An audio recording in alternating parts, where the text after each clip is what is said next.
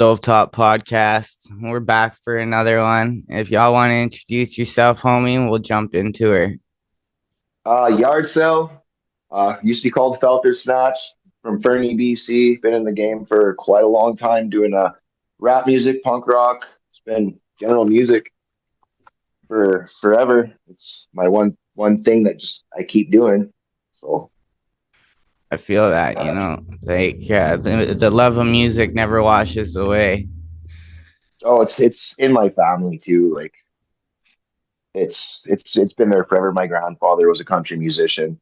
Pictures of him with like Johnny Cash and George Jones from like the 1950s and stuff. He's played guitar. We still have his guitar case with all his original notes and stuff.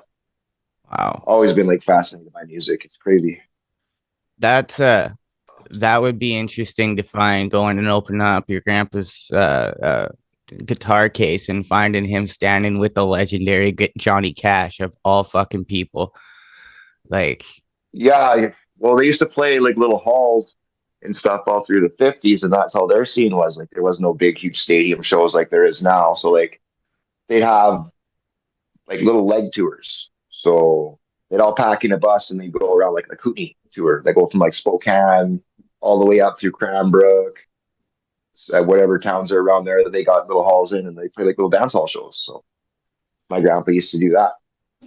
that's cool, That's man. cool. That's Hmm. that's really cool.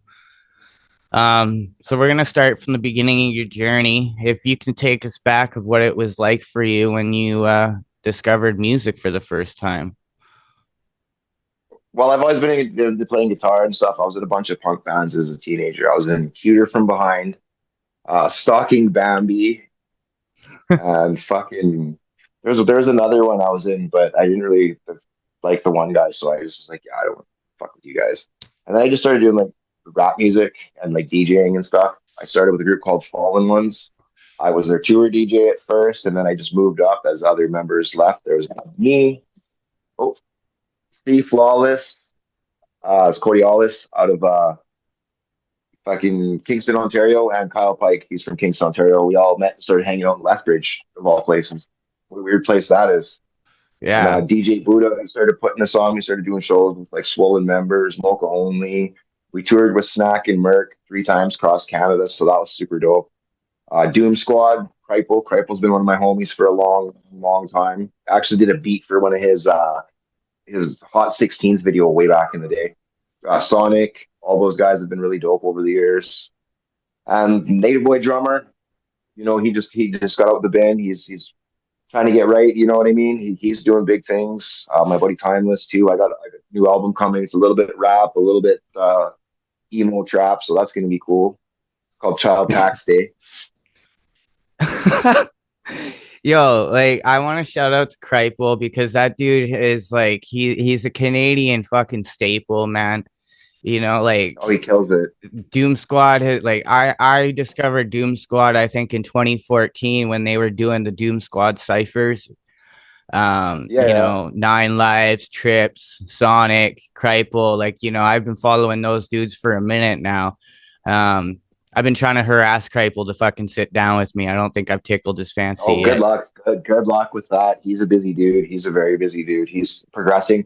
And it's been super cool like watching kids like him. So I've been watching him since like he was like young, could barely get in the bars young. Like that kid's been at it for a minute and he just kills it every time. I'm super proud of him. His watching him progresses and get to the stages that his new album is just such a self reflection of all of that he is. He's such a cool dude. And I've always liked Kripal. Trips has always been a super humble dude. I like talking to him, getting his input here and there, right? My best friend Jason Goose has been friends with them forever as well. Goose is like one of my number ones, man. God bless that guy. If it wasn't for him, sometimes I don't know what I would do. It's like So all like those guys, the whole community up here is just awesome. I'm in Regina right now, but this do you know whatever happened to Nine Lives? a little bit, but it's not for me to speak on, right? Like he's got his own battles and whatnot, and his own things going on in his life that he's starting to come back, but it's going to take a lot of support from a lot of his homies, right? Like he's been out of it for a bit, he's doing well.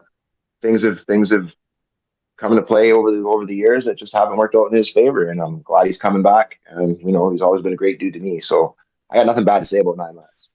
I You wasn't know. trying to dig up any dirt on him or be disrespectful Mm-mm. about him at all. The only reason I ask is because, like I said, like I was a fan of these guys for so long, and then I noticed that homie dropped off the face of the earth. So I was kind of at least, don't take this the wrong way, anybody listening. But I wanted to make sure homie was still walking. You know Oh what yeah, I? no, he had a battle with I think it was some lung stuff here not long ago. And he was in the hospital, but I hope he's doing good. You know, always send him prayers. Like I've met his mom. He stayed at my house. Like he's a great dude. Like I've always been good with him, and I love that kid to death. And I'm really excited to see this start to come back with because music has always been a good thing for him. He's really good, and he puts on for us native people, right? Facts. So I'm gonna end on that part with just, shout out Doom Squad, shout out the family. And Oh yeah, those are my boys. yeah. So kind of leading off of, asking where your musical journey started, and clearly you got quite the resume. Um, you want to break Oh down for the yeah, viewers where your stage name came from? my stationing, well, like the lane I'm in right now, how I'm doing my music. Stage name. I just my stage name. Okay, so my stage name, me and my cousin Jeremy, who's now passed, right? Rest in peace, Jeremy Wellman. He was like my best homie. Me and him together were the Yardsale, and we're from a ski town. So when you hit an edge or like it's a dirt biking, snow reeling, snowboarding term. When you hit an edge or when you wipe out and all your shit goes flying like fucking everywhere, that's a yard sale, right? And it's kind of like how I've lived my life over the bunch of years, like full send. So I've calmed down now. I'm getting older, and it hurts when I wipe out and fuck myself over, right? But You know, yeah, I that's where yard sale comes from. I like when I ask dudes this, and I know I've said this on probably five different podcasts, and no disrespect to the homies, to the homies that got Lil in their name and shit, but Like some little of some of nutsack, little tug. yeah, some of these fucking things that are coming out are just super generic. Little pump, fucking little fucking little tampon. Like, I know a couple of homies that got Lil in their name, and it's original. It's dope. It's not just fucking little yachty. You know what I Mm-hmm. mean? Like, so I like when fucking dudes got originality to their names. You know what I mean? For an instance, I just broke this down on another interview. Um, I'm part time rapper, like part time Okay. of part time. You know what I mean? I don't Yeah, fucking yeah. do it very much anymore. But I got my stage name from going to recording for the first time. And because my name's Brandon, homie looked at me and said, "Well, what's your name?" Like, I don't fucking know. So he's like, "Hey, Crazy B," and spelt it with a C and a lowercase b. And it's like, nah, nah, nah. It's capital K, capital B. And then I don't know, it just fucking stuck. But my story for where my stage name came from is boring compared to yours. You know, Well, it, I changed it from what my old name was. My old name was Buddy just asked me the same thing. Like he's like, "Well, what do you want to rap as?" I was like, "I don't know, fucking felt your snatch." He's like, "Oh, yo, that's dope." I was like, "Really? Okay." And then it just became like a running joke for like years, right? And then like I came to a point in my career where I just looked at it and I was like, I'd probably get more shows and do a lot more shit if I fucking didn't have such a dirty fucking dirtbag name. And I then yeah, it makes and it then Jeremy, open. it was right around the time my cousin Jeremy passed away, and like me and him were into some shit. Like we were running my hometown pretty good. We were fucking doing things, and fucking like he ended up passing away. I mean, him together were the yard sale because like we were like fucking everywhere. Mm, And we were just fucking I was just a mess, man. I was living in my hometown. My aunt who raised me had just passed away too. Before, like I moved back, me and Jeremy got together, and we were together every day. And I found out he passed away because the cops came and found me at the house I was living in Alberta because I was reported missing because we were always together. And then he was found, mm. and he was missing right for a bit. He was missing for like 7 days. It was horrible. So then I looked at it. I'm like, he always encouraged my music, so I'm going to continue that on. I'm just going to just go as the yard sale because we're not the yard sale anymore because there's not two of us, right? It's fair. He was my sidekick. He got to come lots of places with me. He got to meet Tupac's crew, Outlaws. We actually got locked in a club in Edmonton because there was a big brawl in the fucking parking lot. So it was me, my cousin, the Outlaws, and the owner of the club and the bouncers all in the club. Well, this big shit show was going on in the parking lot. Would have They were asked them, pretty yo, cool you guys, got the though. security cameras so we can go and watch? You know what I mean? Like, I want to see the entertainment, maybe not get involved, That but bar isn't even that bar isn't even in existence anymore. After it was that bar, they turned it into a safe injection site, and the lady who was gross. running it embezzled like $2 million. Wow. Yeah, like Lethbridge was a pretty cool place for a while, and then once the fentanyl and all the drugs took over, it took that place and it just turned it into a place that I like. You feel a cloud of sadness going there, and it's gross. And like I'm quite open about this. Like I was homeless in Edmonton for a couple months. I don't remember what year it was. Um, but it was fucking rough.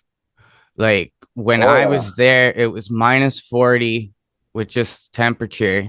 And then adding on to the wind chill, it was roughly minus 50. So every time we woke up in the morning and got booted out of the fucking Hope Mission, Oh, there was some Uncle Herb's. there was somebody always fucking dead, bro. One Oh person, yeah. at Yeah. least one person a morning was fucking dead, either an overdose or fucking froze to death. My Like, dog found a body last year in the River Valley. Actually, it was pretty rank. yeah, like it's Uh, unfortunate. Like I'm a right, recovering Hank? addict. Yo, I want one. I want one so bad. A Frenchie? Yeah, he's cool. He's my little sidekick. I love him to death. Goose watches him quite a bit for me. My buddy Jason Goose. And yeah, no, he's awesome. He's awesome. I got him from a friend of mine, and my boy Hollywood got his older brother. So they were together for the first like 2 years of their lives. He's a good dog though. This is And then my already. I like this episode. and then my wife's got two Chihuahuas. Really? Yeah, yeah, We had one for a yeah. bit. We have Daisy and Cujo. They clearly don't want to feature on the stovetop. Oh, they're just everywhere. They're everywhere all the time. The one's about to have puppies right now. The little Daisy's about to have puppies. So anybody wants a Chihuahua puppy? Hit up, homie. Um, yeah, yeah. It was kind of an accidental thing. We were in a hotel room and the dogs were there with us, and I woke up in the middle of the night and ended up tripping over the fucking dogs stuck together. It was great. It was my one of my resiest moments ever. I was like, no way, fuck man! If I was on the reserve right now, this would be a story. It'd be a Oh, story forever. oh hell yeah! Um, so you already answered this question a little bit. We'll see if we can get more into detail about it. Like you said earlier out in the episode that, your dad was fortunate enough to like share stages with like Johnny Cash and That was my grandfather. Yeah. My uncle raised me, so I call him my dad. But he was into music too. He was always playing guitar and stuff. He got my grandfather's guitar to my uncle John. They're both gone now. They got it, and my uncle John just passed away. And then yeah, no, that guitar is a 1953 Gibson J 2700, Jesus and it Christ. needs to be restored, but it's worth like 70 grand restored. It's been in our family. It won't go anywhere. It's staying with us. Um, so you've been around music basically until like since day one, eh? Oh yeah, there's like pictures of me at like 3 years old sitting on my grandpa's lap, and I got one of those Mickey Mouse plastic guitars. Now they'd be sold at the dollar store, but like you can find them in the drugstore back in the day, in the '80s and shit, right? My big Coke bottle glasses looking like bubbles almost. Chill, chill. Uh, So this is my favorite question out of everything I ask. And every time I ask the artist this, it stumps them. So if you could work with any artist of any genre, dead or alive, who would it be? hmm. Dead or alive, honestly, I've always been a super huge Nirvana fan. Like, so I can play almost every Nirvana song on guitar. Well, I could before I broke my hand, and like I've always been a huge into that. That was one of my influences. Was some like the old school punk rock shit that I used to do. Bands like No Effects, they were like one of the longest touring punk bands, right? Core Blund, when he was back in the day with the Smalls, a super humble dude. I've met him a bunch of times. Casey Jensen from Chicks Dig It, I've known him for a while. Here, there, in passing, like there's been so many of them with like hip hop. It's just I got into it. Like me and Merck started talking when he was like 16. We were on Tiny Chat, like Prada West. They were just recording in his mom's closet in his bedroom, right? At his parents' place there, and his parents are like super dope. So they would let everybody go there and hang out. Or that was like the hangout spot. They keep an eye on everybody. But yeah, man, then I got into like hip hop music. I think the first rap CD I ever heard was my cousin Kelvin had NWA Straight Outta Compton, and because it's I was like an ADD kid, and because it swore a lot, I fucking just loved it, right?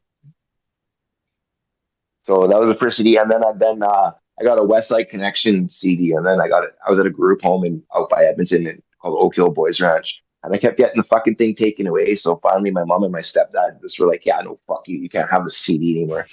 And then I ended up like my sister's boyfriend was like, "Well, I'll take it, whatever, right?" Like, and then he just gave it back to me. So like shit like that. And I grew up in like I went into foster care up in Edmonton when I was like 13 years old. So like, and that's when like all my like native stuff, like I they started going to native junior highs. We didn't have that shit in France. I started going to like native junior highs and stuff. And all the like, hey, leave the cat alone, you fuckers. Sorry. And then all the native kids showed me shit. Like I had this one kid, Brad Rain. He got me really into like Bone Thugs and like Busy Bone especially. And he drew me like before he left. He drew me like the perfect Busy Bone picture, like in pencil. I had it up until a couple of years ago, and he's got schizophrenia, I guess, right now. Good luck to him on his battles. I've always remember that kid for his skills, and then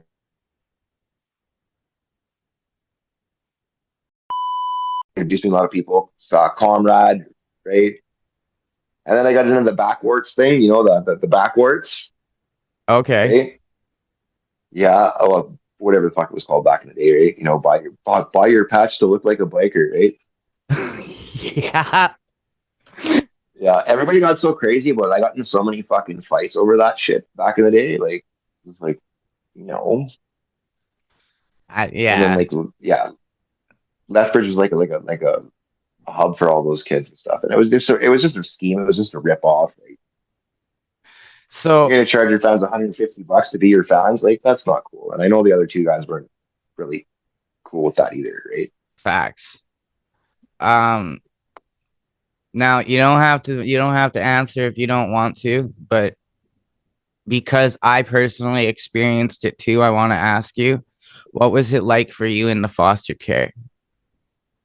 What was it like in foster care? Well, back in those days, I'm gonna be really honest with you. Like people can debate this all they fucking want. I know this one kid who says the best years of his life were in that place, but yeah, not me, man.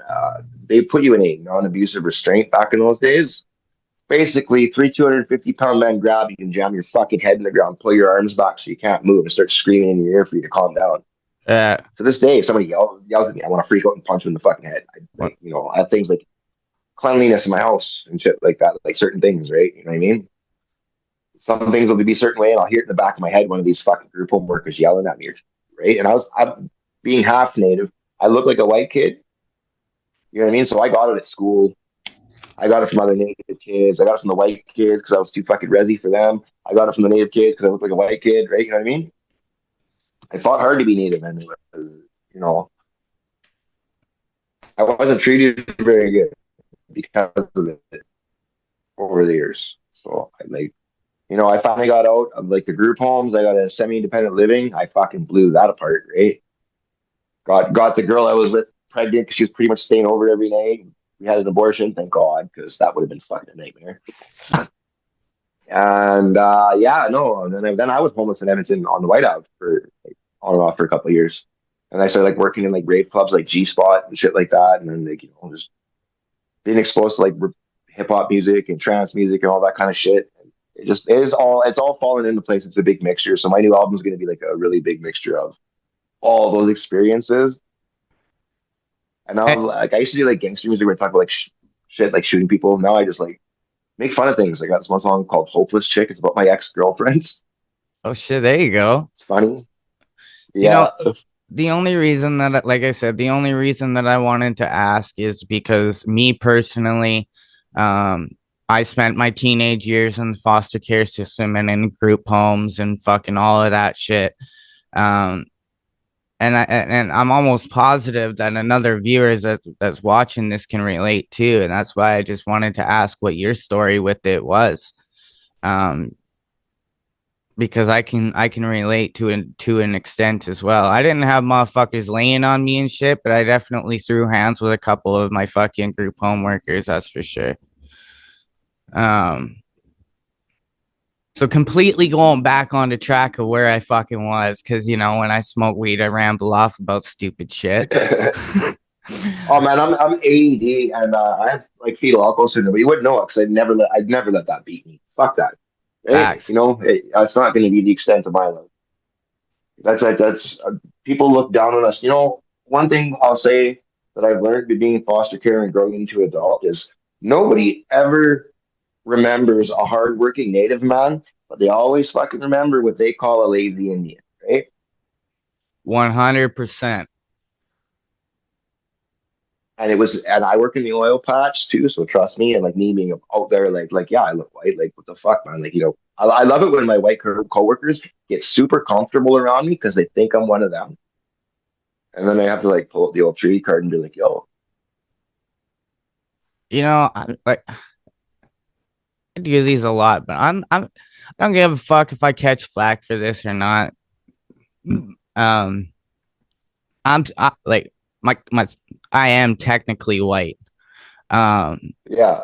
I, Oh, especially around here, man. There's a difference. Like white is almost like a fucking like a group of people around here.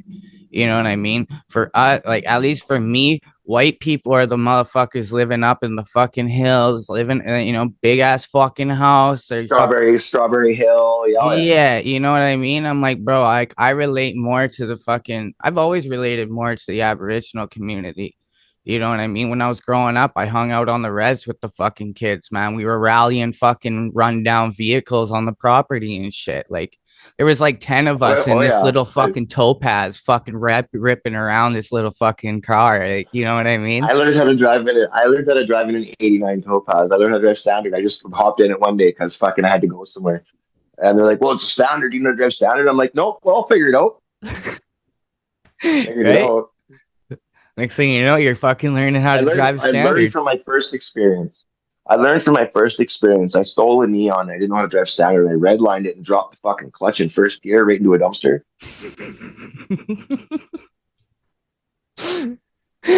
Well, I Yeah. get you learned, eh? Like I won't Oh touch your yeah, yeah. fucking stick Oh yeah. I shift. did it. Broke my nose. Had to go to the fucking Misericordia Hospital. They're like, "How'd you do that?" I'm like, "I fell on the ice." Meanwhile, the fucking cars that it just smashed into a dumpster just like fucking like a few blocks away. Fuck, I can't even believe it. Yeah, shout out Edmonton.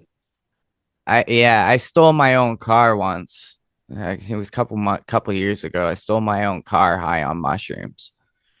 Um, I'm not gonna get into the whole fucking end of it, but I know I ran from the cops. I crashed my car after fucking redlining it, and all I remember after that was fucking being arrested naked, like full on Oh, fucking yeah. I remember strutting down the street and then pulling up and fucking hiding behind the doors, telling me to get the fuck on the ground.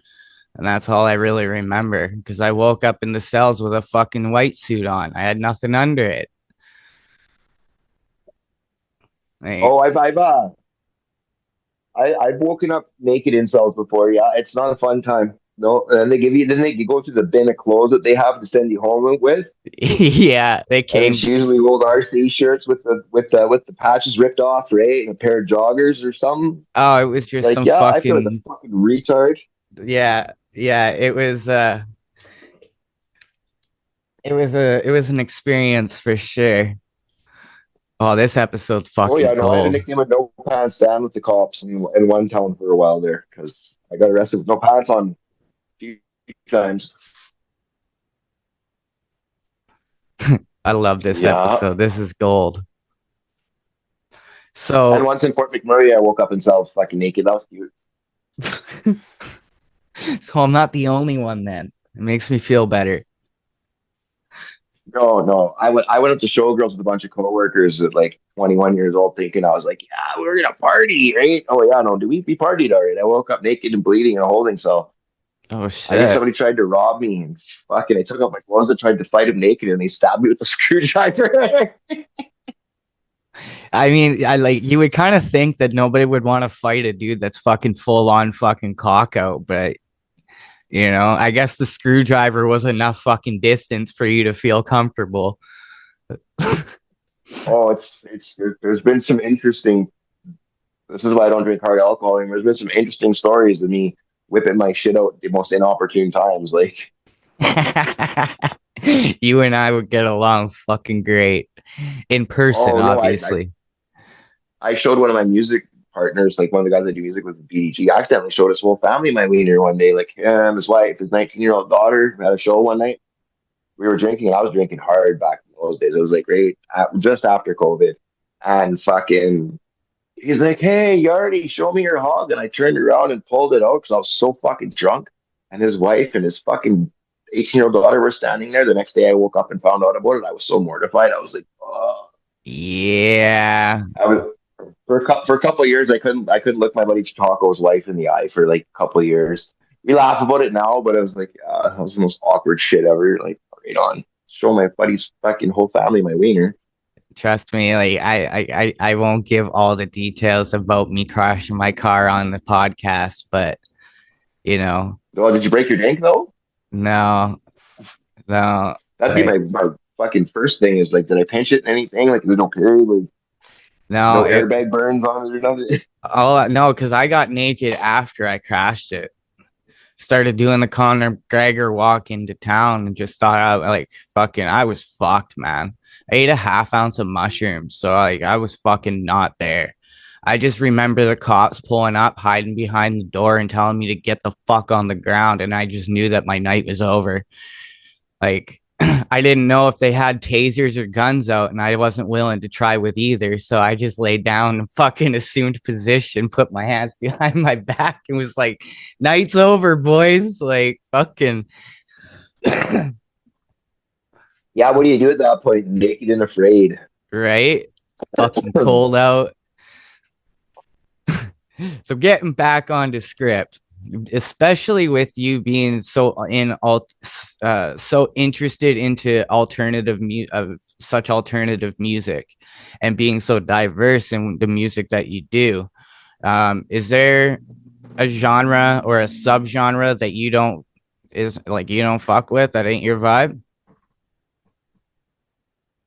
um, I really don't like a lot of a lot of the country music that's out.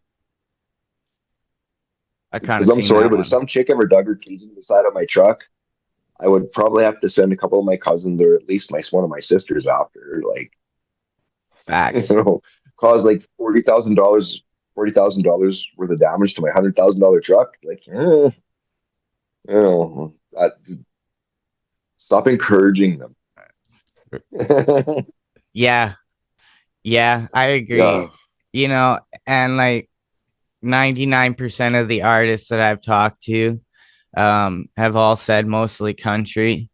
Um, yeah. most of the time it's country or screamo that I hear is just not their thing. Um, I don't mind some of the emo music. Like, I like Good Charlotte.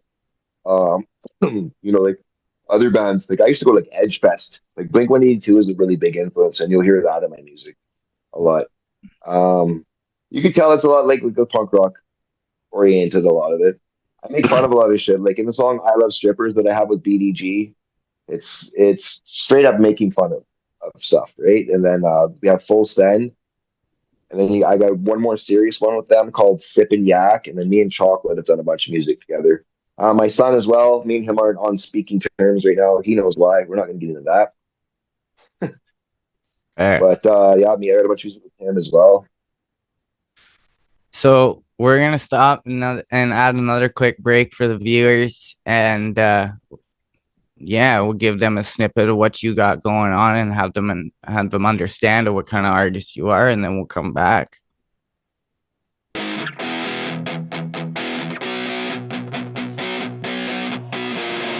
KYG, go crazy. I know life it gets crazy. It's no secret, girl, that I think you're fine. Get in the car and we'll drive a couple miles. Come on, girl, get away with me. Let's waste some. Something about you is crazy. There is something about you, it blows my mind. Get in the car and we'll drive a couple miles. Come on, girl, smoke a J with me, let's waste some time. I know you're tired of feeling crazy. It's okay to relax your mind. Something about you's driving me crazy. You look so good in my ride. Okay. All right, we're back.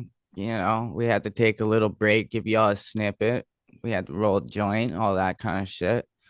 Um, so before we took the break, I asked you if there was I asked you if there was music that you Oh didn't yeah, fuck with. country, And country. Yeah. yeah, you know, so like it's especially with you being into such a diverse amount of music, it didn't really surprise me that it ain't your vibe. So kind of leading off of that, like what's on your playlist now? Like what are you thumping on repeat? What am I thumping on repeat? I'm liking a lot of Evil's new shit. I really vibe with Evil. I've been friends with him for years too. A little bit of my little brother, Native Boy drummer. I got him on there. Steady, I miss him. Yeah, there's a bunch of people. I got Kripal on there, and just a lot of beats and stuff because I'm really working towards having this album going and getting out there. I like the whole Petty Boy Ozzy thing. I'm looking forward to maybe going on tour with him again soon when he comes back for a bit. Teo Laz is one of my boys. I'm looking forward to doing a song with him. Dude's dope. Super cool Um, guy. oh yeah, me Teo, he calls me Uncle Yardsale.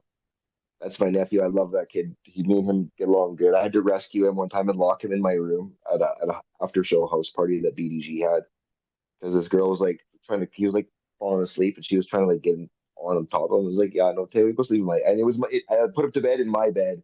I love Yeah. that kid. That's He's fucking awesome. that's fucking weirdo shit, man. Like yeah. Oh yeah, no. BDG's throwing some shows. We've had like Golden out a couple times. It's been interesting. We did them at one of them was at Starlight Lounge and one of them was at Union Hall. And then we have the house party back at our house afterwards. There's one of them where I ended up fighting the photographer on the lawn. Hollywood comes out and he's like, "Yard sale, why are you fighting retards on the front lawn?" Because the guy was kind of creepy. And then like the dog's got a hold of his leg and I'm beating him in the fucking snow. And then Ollie like yells at me in the front yard. Yeah, it was a good time. It was a good Well, time. I'm holding up to my fucking name, man. I'm fucking having a yard sale, but it's his shit, not mine. Yeah. Well, we lived in a pretty nice neighborhood. It was a pretty big house. It was owned by one of our buddies, like, and we rented the basement, and he let us have a big party there. And nice neighborhood, and, like $1 million houses all around us. $1 million house we were living in, and there was me beating some guy up in the middle of the night in the fucking front lawn with a big raise your house party going on. It's a good time. So, Yeah. do you draw any inspirations outside of music? Well, just like a lot of things I see, like a lot of my music I listen to now, it's kind of sad music. Some of it's upbeat. I just do music that makes me feel good now because I like being on stage and I've noticed the algorithms and what actually sells. Like honestly, I have this one really cool storytelling song called "The End of the Road." I haven't done a video for it yet, but I'm going to. It's with this guy William Draco. It tells a whole story about a guy who accidentally kills his pregnant girlfriend while he buys a brand new car, goes out drinking and driving, kills his brand new girlfriend, and then the guilt he plays in his head afterwards. It's pretty eerie the whole song, so that one's pretty cool. But stuff like that doesn't track as well as the song I have like Hey Boy Ozzy, where like punk pop influenced and more upbeat, right? Well, and it's yeah, a lot of people nowadays, it's a lot of people nowadays they'll know your chorus long before they know any of your fucking verse, right? Like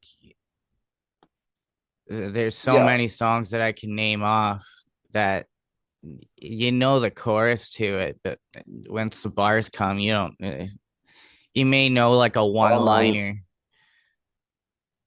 Well, like it's certain songs. Like I have the one rap song. Like I have the Hopeless Chick. I have the whole video for it. They just took down YouTube. Just took it down. Somebody reported it. That's probably one of the girls. Oh, maybe. Anyways, but like songs like that where people will sing the chorus, and that's one of the only rap songs that have people will sing the chorus to. But whereas like the song Better Days, everybody knows that song and they'll sing it word for word at some of the shows, and that's been pretty cool to experience, right? And then the new one I have with my buddy Choco called Space Inside. It's like a kind of like depressing, sad song, but like girls really like that because they'll just like vibing in their cars, like Pink Whitney. You know what I mean? Yeah, yeah. Well, And and, that a lot of your plays you'll get from that. So I can draw like fucking the shit that I figure that girls will like, even the shit I've been putting out regularly these days because I get more streams off of it. I get out there a bit more. It broadens my audience. Like I'm getting played. The one that Pettyway Ozzy song is being played in like 73 countries, and it's like 109,000 streams through all platforms. yeah, he's fucking wild. And like kind of speaking on that with Mhm. like the whole fucking with like the girls liking the more chill vibe.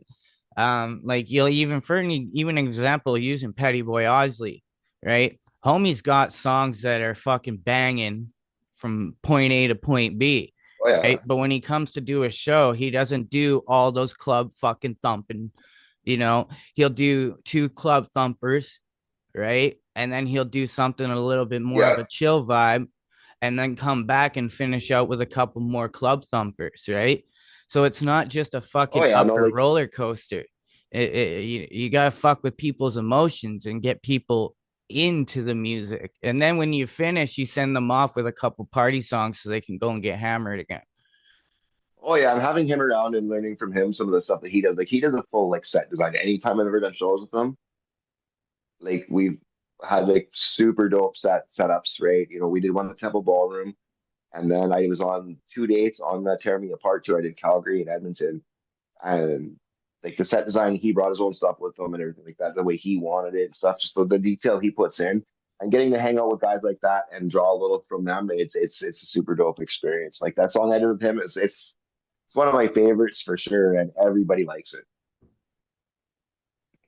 So kind of leading off of that, which like, this leads off really good into my next question. What's the process like for you in the studio? Like, how do you do it? I usually work on something and I'll have it pretty much ready in my head where it should be. Like what I want out of it. When I go in there and I work with Red Room Studios, Dustin Vance there, he's amazing. Like I've been friends with him forever. And that's my go-to. I go to Red Room. He's done a few of my videos. He does all my like live session videos that I've done, like the Waste Some Time live session in the Cloud Room. That one was cool. The original version of the Hopeless Chick. I wrote it literally that day because or my ex-girlfriends were teaming up and pissing me off. They were like tag teaming me on Facebook. And I had that day, and I didn't really have anything for it, so I was like, I'll just write something on the way there. That's what I did, and it came up with the Hopeless Chick, the original version of it.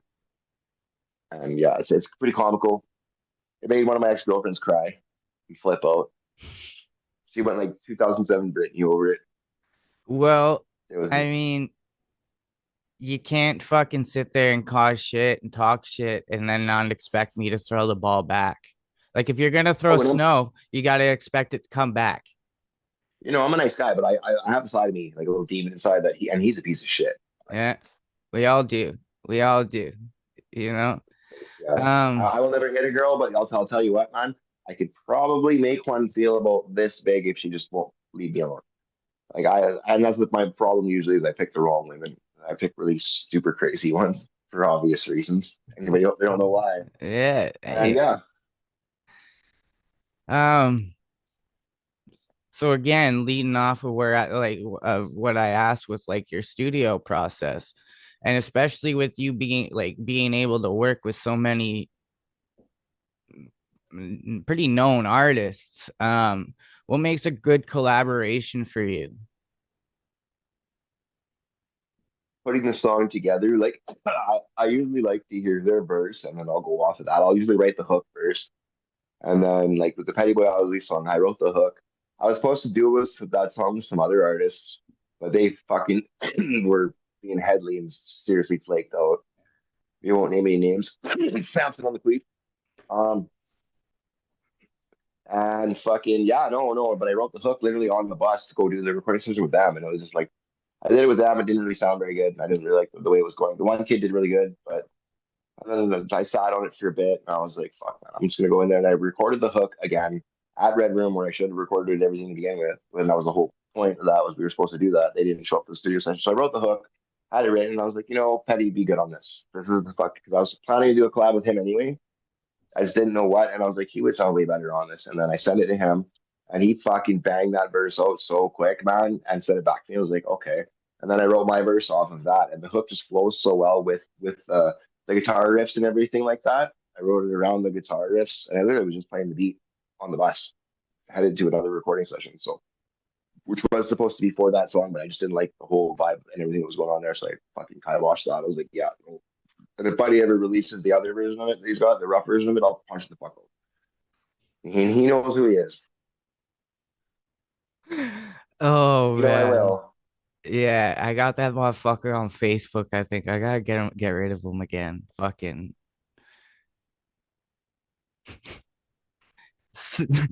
So, any hobbies or passions outside of music, bro? Like, are you a fucking gym nut? Do you play video games on your side time to kind of wind down? Like, What I do on my side time, I like cars. Like I just got rid of a '88 Cutlass. It was so nice. I like wow, cars like that. I recently just started getting back into motorcycles, so I'm getting a bike. I hang out with the Red Rum guys. Shout out to Red Rum MC on all the good they do with everybody. Shout out my boy Junior, right?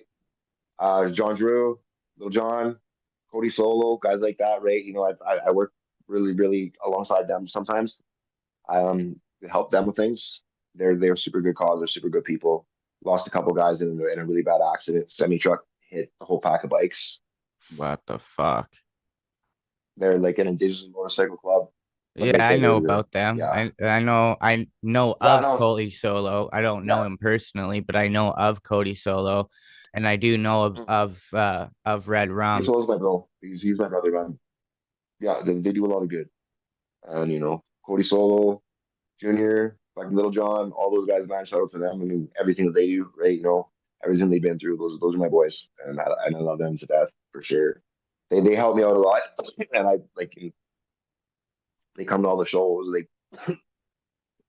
sorry, they come All to all the good. shows, and they support. And I'm glad I've been able to help use my music to help them, and my connections to help them. You know what I mean? Well, Mm. salute to you boys. Like, like fucking we see what you do, right? Like, Well, I'm not a member. Maybe one day, right? Um, but I love being around those guys, and they bring a lot of positivity around with you, and I like that. That helps me, right? fucking A. Positivity is contagious, man. So it's just like negativity. Positivity is just as contagious. Yeah, Um, we're trying to live different lives though here nowadays. Facts. I mean, yeah. So when you're performing and shit, you've done fucking handfuls of shows. You've toured with some pretty known artists, like I just said. Yeah, yeah. Has a fan ever come to you and said something that really stuck with you? I know a lot of people talk to me like I don't, I've learned a lot over the years, and like sometimes like there's reasons why like I go off by myself. Sometimes it gets a little overwhelming. You get approached by a lot of different people. Some of them are cool. Some of them are like not so cool. I get But, that. like I've had creepy things that have stuck with me. Like yeah, no, and then we've had they yeah, it's been a mix of hit and miss. There's some things that are just so funny that they're just like, oh yeah. Okay. I guess I like with your music, I can if you use your imagination, I'm sure you could probably think of something close at the least. yeah, we were at a show. We were playing in Kingston. I don't remember what tour it was, but we were playing in Kingston, and this dude comes outside the venue, and I'm standing outside by the whip, and I'm having a smoke. But he comes outside the venue, and he pulls like a condom filled with cocaine out of his asshole, and he's like, "Don't forget to pack your basket, bro." I was just like fucking like. You're fucking ready to go anytime, any day. That Well, and you know, there was one time I got when I used to like be party like that, I got the ketamine outside of the fucking outside. I couldn't, yeah. So I was on tour with like Snack and Merrick. It was the first tour. It was when Mercury's like doing the Hunger Pains album, and I'm outside in this. And at the time, I liked to party at that time. And this fan's like, "Yo, you want a bump?" I'm like, "Yeah." So he gives his bag. He could fucking keep up of it. I was like, "No, that's not cocaine." And all of a sudden, the fucking K hole hit, and I ostrich walked back to the VIP with his bag still in my hand. Yeah. Snack looks at me. He's like, at the time I was going under Felder, so he's like, "Yo, Felder, you all right, man? What happened?" I'm like, "Somebody got me with the kid." that's So basically there's how that. I did fucking meth the first time. That's stuck with me forever. It's just like, yeah, no, we're not doing that ever again. That was my fucking lesson. And but you know what? Though, hey, at least I had Kenny for the rest of the night because I fucking just walked off with dude's bag in my hand doing the ostrich walk, right? Holy fuck, bro. Yeah. Yeah, So I was a different person back then. in this fucking lovely day and age of social media, TikTok and Instagram, how does uh how does it make you feel with like the social media thing with connecting with your listeners? Like, Well, you know, like a lot of my listeners, like I'm also very funny too. Like I'm pretty quick witted. I have a lot of weird shit to say, you know, and I'm pretty good at making fun of people. I've always been that way.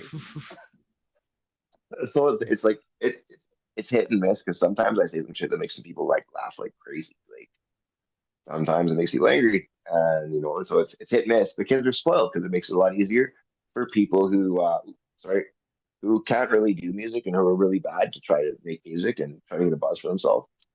100%. Like I remember having to burn CDs, like 100 of them, stay up for like fucking like a day and a half, just burning CDs, like almost burning out the fucking computer. We're burning so many CDs on the road. Yeah, I mean, fortunately, I didn't have to.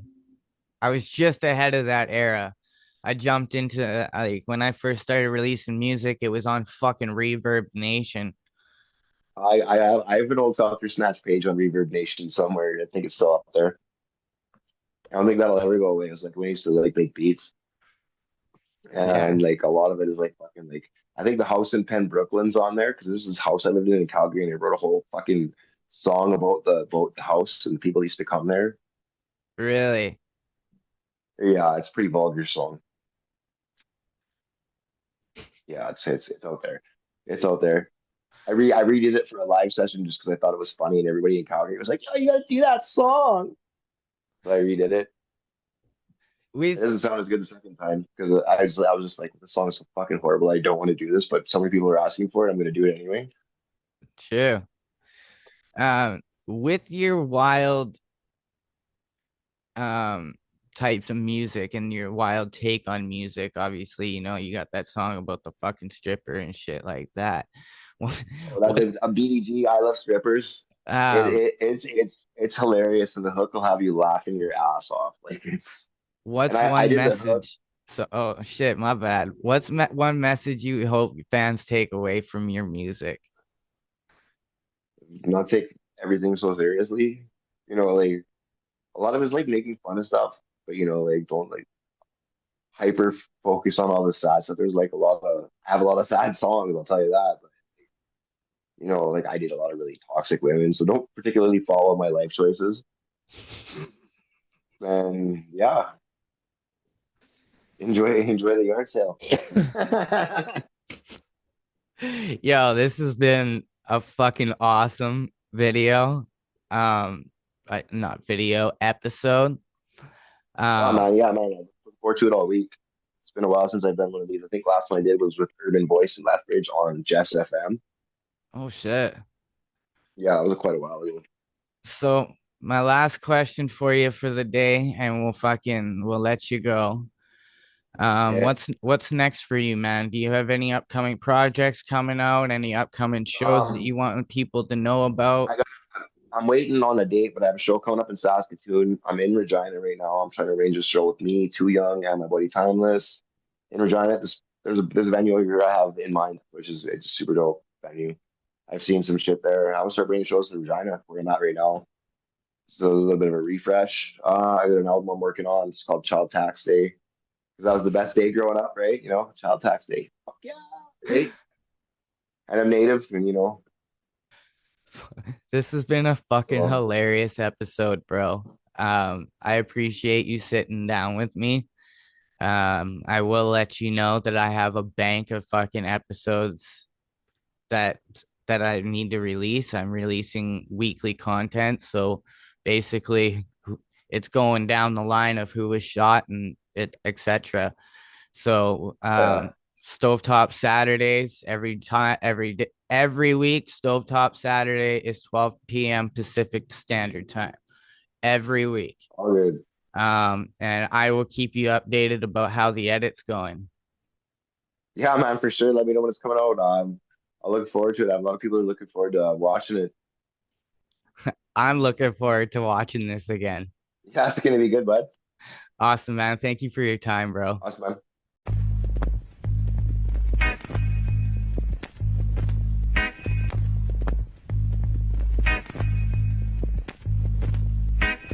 Everybody got the hopeless chick.